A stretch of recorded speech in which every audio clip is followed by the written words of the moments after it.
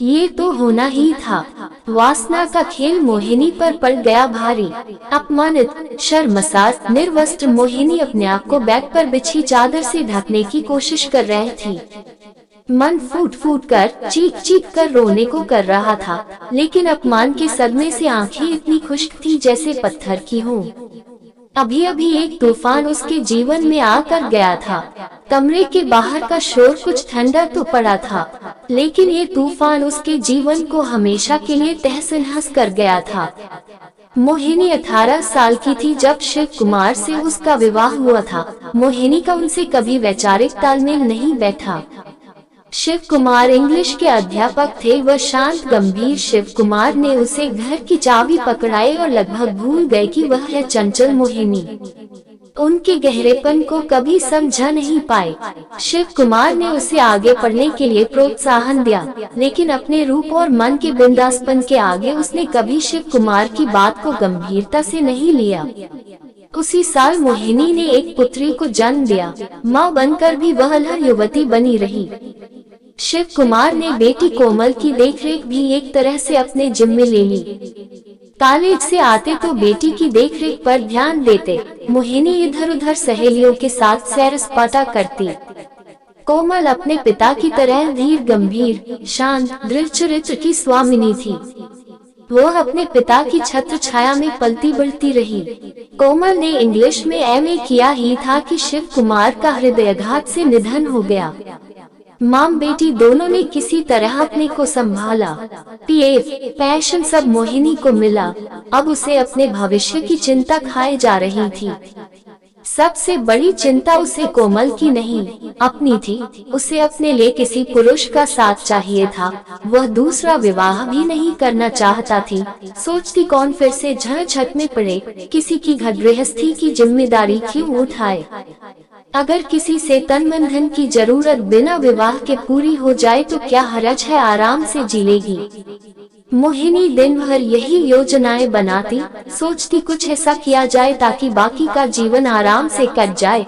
देखते में वह कोमल की बड़ी बहन ही लगती थी।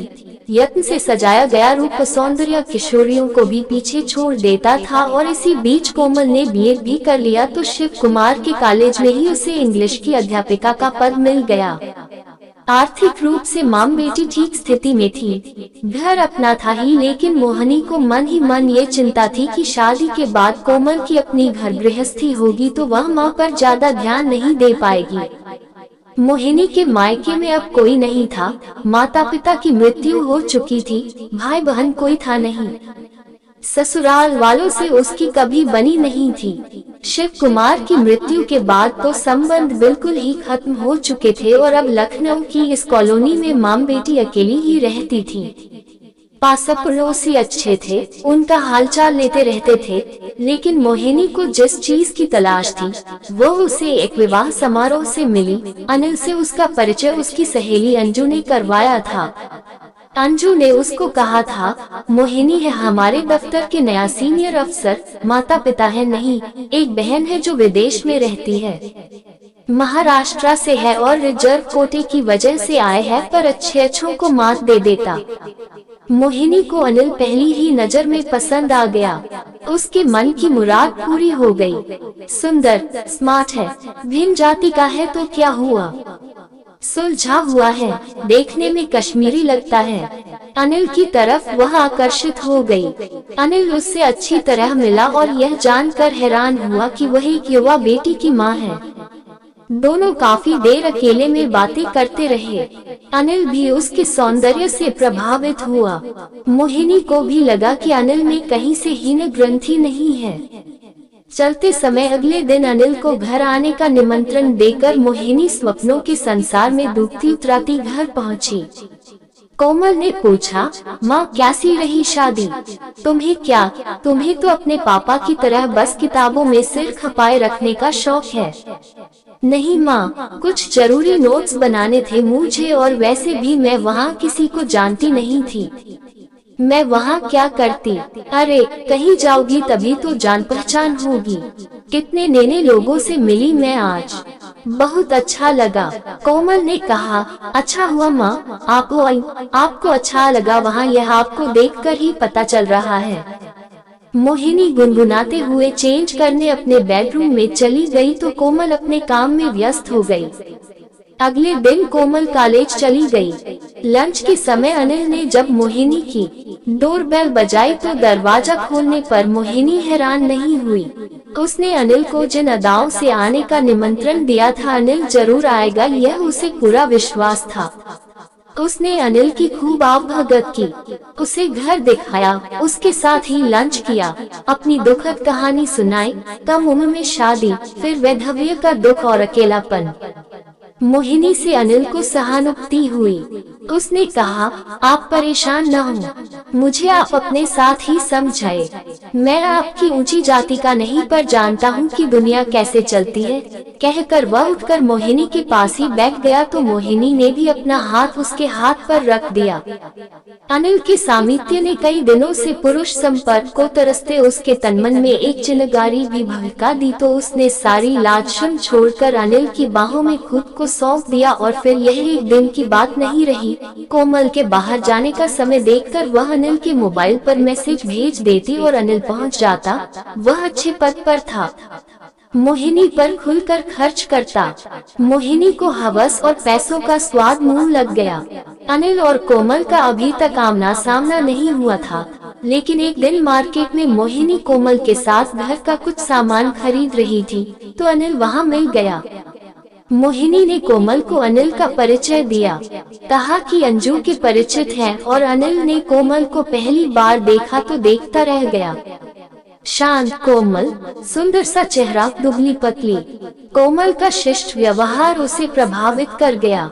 मोहिनी ने अनिल की आंखों में कोमल के लिए पसंदगी के भाव देखे तो उसके दिमाग में फौरन नई योजनाएं जन्म लेने लगी। अब तक कई पड़ोसी बात बात में अनिल कौन है, क्या करता है, क्या करने आता है, इस तरह के कई सवाल मोहिनी से करने लगे थे।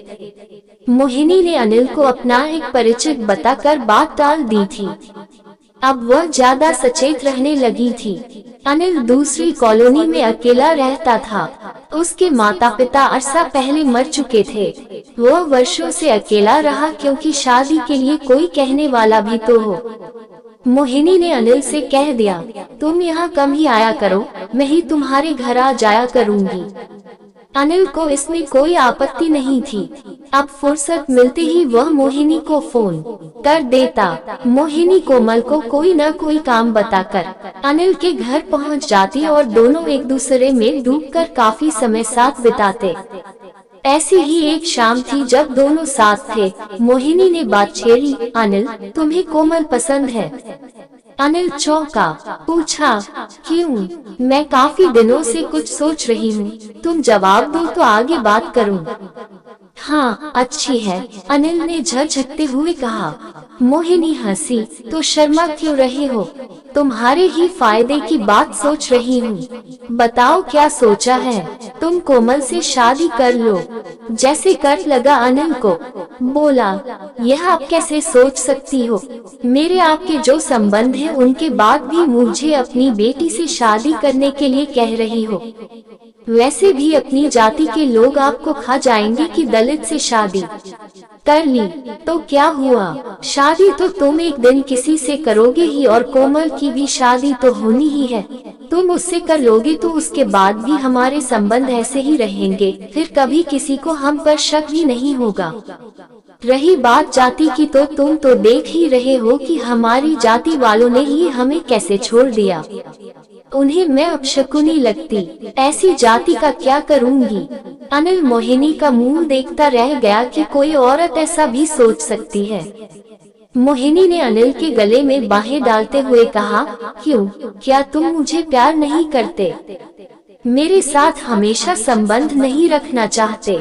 नहीं, ऐसी बात नहीं है। कहते हुए उसने भी मोहिनी को बाहों में भर लिया। कहा, लेकिन मुझे सोचने का समय तो दो। ठीक है, अच्छी तरह सोच लो। कुछ देर रुककर मोहिनी चली गई। अनिल ने बाद में सोचा, मेरा क्या नुकसान है, अच्छी भली शरीफ सी लड़की है। मेरे तो दोनों हाथों में लड्डू हैं। जब मोहिनी को बेटी से अपना प्रेमी शेयर करने में कोई परेशानी नहीं तो मुझे क्या। अनिल ने मोहिनी को फोन पर अपनी स्वीकृति दे दी तो मोहिनी ने कोमल को भी अनिल से विवाह के लिए तैयार कर लिया। उसकी बिरादरी में तो इस तरह के संबंध बहुत होते थे और कोई कुछ बोलता भी नहीं था। बहुत जल्दी मोहिनी ने कोमल और अनिल की सिविल मैरिज करवा दी। कोमल चली गई। अब मोहिनी को रोकने टोकने वाला कोई नहीं रहा। कोमल कॉलेज जाती तो अनिल कोमल को बिना बताए छुट्टी ले लेता। मोहिनी पहुंच जाती और दोनों कोमल के आने तक का समय साथ बिताते। कोमल अनिल को पति के रूप में पाकर खुश थी। कोमल के मधुर और शिष्ट व्यवहार ने अनिल को बहुत प्रभावित किया। वह कोमल को दिल से प्यार करने लगा। उसे साफ लगा कि उस परिवार में जाति को लेकर सवाल ही नहीं उठते थे। लेकिन अब भी मोहिनी का जादू उस पर चढ़ा रहता। कोमल को सपने में भी अंदाजा नहीं था कि उसकी अनुपस्थिति में प्यार का कैसा खेल चलता है। वह अकेली माँ का बहुत ध्यान रखती और ये देखकर खुश करती कि अनिल और मोहिनी के संबंधों में बहुत अपनापन है। मन ही मन सोचती, चलो माँ को दामाद के रूप में एक बेटा मिल गया। वह बहुत संतुष्ट रहती। इसी बीच एक दिन मोहिनी घर के सामने की सड़क के उस पार बने घर के सामने से गुजरते हुए रुक गई। ये घर काफी दिनों से बंद पड़ा था और आज ट्रक से किसी का सामान उतर रहा था। उसकी नजर एक पुरुष पर पड़ी जो सावधानी से सामान उतारने के निर्देश दे रहा था। मोहिनी ने अंदाजा लगाया शायद यही लोग रहने आए हैं। अंदर से आती एक महिला को देखकर वह रुक गई। अपना परिचय दिया। उसने भी मुस्कुराकर मोहिनी का अभिवादन करते हुए अपना नाम पुष्पा बताते हुए अपना परिचय देते हुए कहा, ये मेरे पति सुधीर है। हमारा एक ही बेटा है जो अमेरिका में पढ़ रहा है। हम दोनों ही पुणे में जॉब करते हैं। अभी इनका ट्रांसफर यहाँ हो गया है। मैं भी अपना ट्रांसफर यहाँ करवाने की कोशिश कर रही हूँ। अभी तो मैं घर सेट करके चली जाऊंगी, वीकेंड पर ही आना हुआ करेगा। मोहिनी पुष्पा और सुधीर के प्रभावशाली व्यक्तित्व से बहुत प्रभावित हुई और उसी समय उन्हें डिनर पर आने के लिए कहा। पुष्पा और सुधीर ने सहर्ष निमंत्रण स्वीकार कर लिया। करीब 8 बजे सुधीर और पुष्पा मोहिनी के घर आ गए। मोहिनी ने 2 बेडरूम फ्लैट काफी सलीके से सजाया हुआ था। दोनों ने घर की तारीफ की। मोहिनी ने उनकी खूब आवभगत की। अपने बारे में सब बताया तो पुष्पा तो हैरान होकर के उठी, अरे लगता ही नहीं आप एक विवाहिता बेटी की माँ हैं। आप तो बहुत यंग और स्मार्ट हैं। मोहिनी खुश हो गई। उसके बनाए खाने की दोनों ने खूब तारीफ की। पुष्पा ने 1 हफ्ते की छुट्टी ली हुई थी। जाने तक औपचारिकता खत्म हो चुकी थी। 11 बजे के आसपास वे लोग चले गए। उसके अगले दिन भी मोहिनी घूमती टहलती उनसे मिल आई। सुधीर ने ऑफिस ज्वाइन कर लिया था। अनिल और कोमल को भी उसने इन नए परिचितों के बारे में बता दिया था। कोमल ने खुश होकर कहा था, अच्छा है, आपको कुछ साथ मिल जाएगा। घर अच्छी तरह व्यवस्थित कर पुष्पा पुणे चली गई। मोहिनी ने सुधीर से कह दिया था, किसी चीज की भी जरूरत हो तो बेझिझक कह सकते हैं मुझे। एक दिन शाम को मार्केट में ही मोहिनी की सुधीर से मुलाकात हो गई तो सुधीर ने कहा, आइए, घर ही तो जाना है, मैं छोड़ देता हूँ। थोड़ी नानुकुर के बाद मोहिनी सुधीर की गाड़ी में बैठ गई। सुधीर ने मोहिनी को सीट बेल्ट बांधने का इशारा किया। मोहिनी ने कोशिश की लेकिन बांध नहीं पाए। सुधीर थोड़ा झुककर मोहिनी की बेल्ट बांधने लगा। दोनों के हाथ ही नहीं टकरा गए, बदन भी टकरा गए। मोहिनी की सुडौल छातियां सुधीर को महसूस होती रहीं। मोहिनी ने शर्माते हुए सुधीर को देखा। वह पुरुषों की इस नजर से भली भांति परिचित थी। वह एक पुरुष की मुग्ध दृष्टि थी। सुधीर के महंगे परफ्यूम की खुशबू मोहिनी के तनमन में एक नई उमंग जगा गई। सुधीर ने मुस्कुराकर गाड़ी आगे बढ़ा दी। घर आया तो मोहिनी ने कहा, आप जब चाहें घर आ सकते हैं। अगर मन हो तो 1 कप कॉफी अभी पी सकते हैं। सुधीर ने सहमति में सिर हिलाया और मोहिनी के घर आ गया। मोहिनी सामान रखकर कॉफी बना लाई। दोनों आम विषयों पर बातें करते रहे। कॉफी पीकर सुधीर जाने लगा तो मोहिनी ने उसकी आंखों में आंखें डालकर फिर आने के लिए कहा। सुधीर के जाने के बाद मोहिनी सुधीर के ख्यालों में खो गई। सुधीर का आकर्षक व्यक्तित्व, बात करने का ढंग उसे छू गया। अगले दिन अनिल और कोमल दोनों मोहिनी से मिलने आ गए। मोहिनी उन्हें नए पड़ोसियों के बारे में बताती रही। तीनों ने डिनर साथ ही किया। इतने में पड़ोस में रहने वाले उमाशंकर भी आ गए। अनिल और कोमल को उन्होंने आते हुए देख लिया था। सब थोड़ी देर बातें करते रहे। उमाशंकर ने अनिल की तारीफ करते हुए कोमल से कहा, बहुत अच्छा दामाद मिला है, मोहिनी जी को हालचाल पूछने आता रहता है। कोमल हैरान हुई, खुश भी कि कितने अच्छे हैं अनिल, माँ का ध्यान भी रखते हैं और कभी शो भी नहीं करते। कोमल को रात को घर छोड़कर अनिल फिर अभी आया कहकर मोहिनी के पास पहुंच गया। मोहिनी खिल उठी। उसे अनिल की चाहत देखकर स्वयं पर गर्व सा हो आया और फिर दोनों सारी मर्यादाओं को भूल एक दूसरे में खो गए। कुछ दिन बाद सुधीर मोहिनी से मिलने अचानक आ गया। कहा, पुष्पा वीकेंड पर नहीं आ पाएगी, उसकी कुछ जरूर मीटिंग है, वह दिल्ली जा रही है। मोहिनी ने मन के भाव चेहरे पर नहीं आने दिए। बोली, आप तो बोर हो जाएंगे छुट्टी के दिन। हाँ, देखता हूँ क्या करना है, लंच यही कर लीजिए। सुधीर ने मोहिनी को ध्यान से देखा। एक औरत का आंखों ही आंखों में बहुत कुछ कहता मौन निमंत्रण। पल भर सोच फिर कहा, ऐसा ही करते हैं, मैं ही आपको बाहर ले चलता हूँ लंच पर। मोहिनी को और क्या चाहिए था, सहर्ष तैयार हो गई। तो फिर कल तैयार रहिएगा, मैं लेने आ जाऊंगा। मोहिनी तो जैसे किसी और दुनिया में पहुंच गई। अगले दिन दोपहर तक का समय उससे नहीं कट रहा था। सुबह से ही तैयारी शुरू कर दी।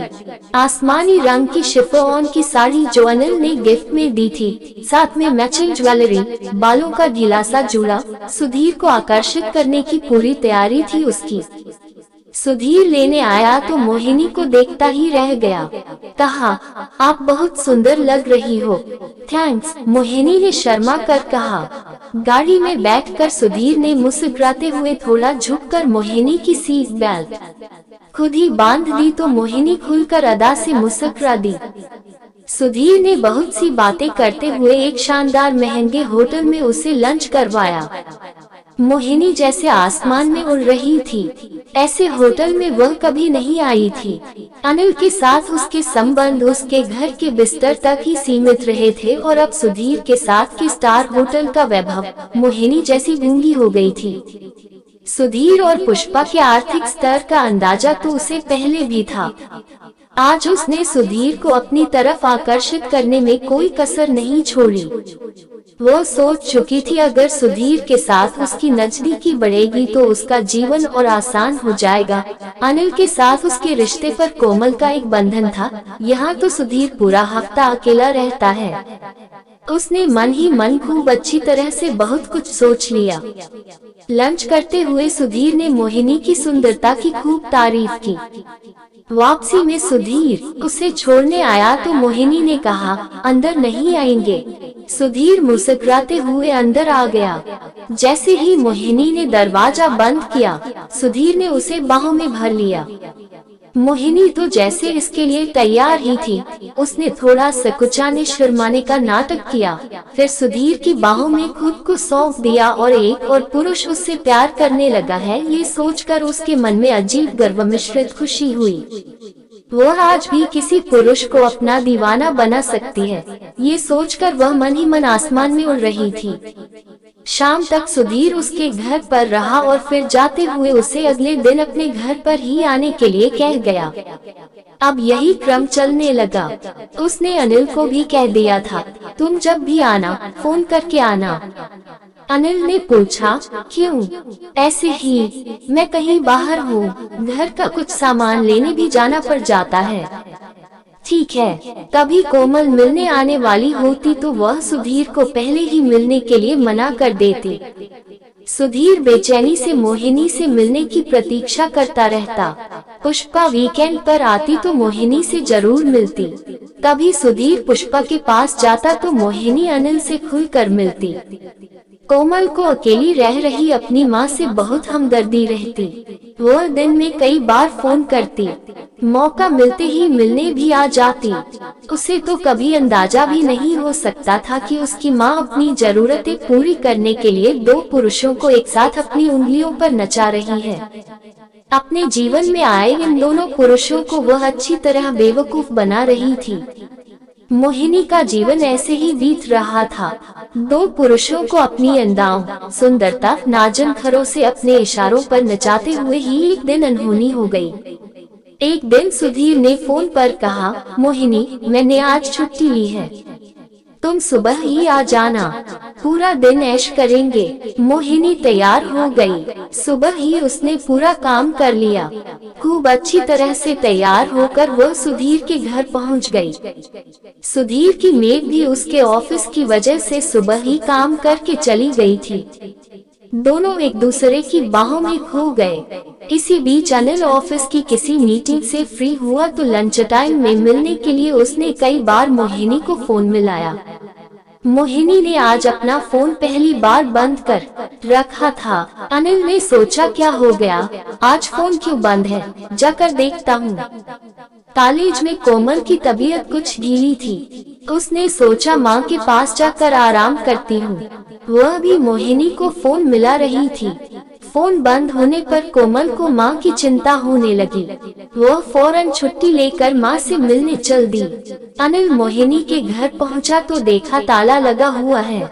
इस समय कहाँ चली गई? उसने इधर उधर देखा, कुछ बच्चे खेल रहे थे। उनमें से एक बच्चे ने इशारा किया कि आंटी उस घर की तरफ गई हैं। अनिल के मन में पता नहीं क्या आया, वह सुधीर के घर की तरफ चल दिया। कोमल भी पड़ोस में रहने वाली कुसुम आंटी के ये बताने पर कि उन्होंने मोहिनी को सामने वाले सुधीर के घर जाते देखा है, अतः वह भी सुधीर के घर चल दी। अनिल ने सुधीर की डोरबेल बजाए। अंदर सुधीर और मोहिनी बेड पर एक दूसरे में खोए निर्वस्त्र लेटे थे। डोरबेल बजने पर कोई कुरियर होगा ये सोचकर बस टॉवेल लपेटकर गेट खोल दिया। सामने अनिल खड़ा था। सुधीर की अस्त-व्यस्त हालत देख अनिल को एक पल में सब समझ आ गया। अब तक कोमल भी चुपचाप पीछे आकर खड़ी हो चुकी थी। सुधीर सकपका गया। वह अनिल से तो कभी नहीं मिला था, लेकिन कोमल से 1-2 बार मिल चुका था। अनिल ने सुधीर को एक तरफ धक्का देकर अंदर जाते हुए पूछा, कहाँ है मोहिनी? कोमल को धक्का लगा कि अनिल कैसे उसकी माँ का नाम ले रहा है, क्या हो रहा है ये सब। इतने में सुधीर चिल्लाया, तुम यहाँ क्या कर रहे हो, जाओ यहाँ से, मैं मोहिनी से मिल कर जाऊंगा। कहते हुए अनिल बेडरूम की तरफ बढ़ गया। सुधीर ने पहले जल्दी से अंदर जाकर अपनी पेंट उठाए, फिर बाथरूम में पहन कर निकला। तब तक अनिल मोहिनी के सामने पहुंच चुका था। बेडरूम का दृश्य देखकर कोमल जैसे पत्थर की हो गई। निर्वस्त्र, अपने को चादर से ढकने की कोशिश करते हुए अब मोहिनी को लग रहा था कि काश धरती फट जाए और वह उसमें समा जाए। कोमल को अपनी आंखों पर विश्वास नहीं हुआ। उसकी माँ इस हालत में और अनिल। उसने सुधीर का कॉलर पकड़ लिया। दोनों में हाथापाई शुरू हो गई। उमाशंकर और उनका परिवार, कुसुम, बाकी पड़ोसी भी शोर सुनकर वहां पहुंच गए। किसी को अपनी आंखों पर विश्वास नहीं हो रहा था और रही से ही कसर अनिल ने गुस्से में चीखते हुए पूरी कर ली। वह कह रहा था, कोई सोच भी नहीं सकता कि क्या क्या खेल खेले हैं तूने, बेशर्म, लालची औरत, अपनी बेटी को भी धोखा दिया है तूने, अपने दामाद को भी नहीं छोड़ा तूने, इतने दिनों से मुझे फंसा रखा था। कोमल को लग रहा था उसके कान के पर्दे फट जाएंगे। अनिल और सुधीर की आपस की लड़ाई और मोहिनी के बारे में कहे जा रहे सस्ते शब्दों को सुनकर सारी बात उसके सामने साफ हो गई। मारपिटाई बढ़ती देख इतने में किसी पड़ोसी ने पुलिस को खबर कर दी। पुलिस ने आकर अनिल, सुधीर को जीप में बैठने के लिए कहा। सुधीर ने बड़ी मुश्किल से कपड़े पहनने की इजाजत मांगी। पुलिस के सिपाही ने अनिल को कॉलर पकड़कर बाहर की तरफ चलने का इशारा किया। अनिल जाते जाते मोहिनी को गालियां देता रहा। सुधीर भी जाते हुए चिल्ला रहा था, तू वेश्या से भी बदतर है, तू झपर गिरी हुई औरत है तू। पड़ोसी भी 1 कर कोमल के कंधे पर सांत्वना का हाथ रख कर चले गए। खड़ी रह गई कोमल ने जलती हुई नफरत भरी आंखों से मोहिनी को देखा और फुफकार उठी, आज आपने मेरा हर रिश्ते से विश्वास उठा दिया। आज से आपका और मेरा कोई रिश्ता नहीं, कभी मेरे सामने मत आना, कहकर कोमल चली गई। अब मोहिनी शर्मिंदगी और पछतावे में डूबकर घुटनों पर सिर रखकर फूट फूट कर रो रही थी। अपने रूप और यौवन का सहारा लेकर, वासना और लालच का खेल खेल कर, दो पुरुषों से अनैतिक संबंध रखकर उनसे फायदा उठाने चली थी। अब बेटी और समाज की नजरों में हमेशा के लिए गिर गई थी। ये तो होना ही था।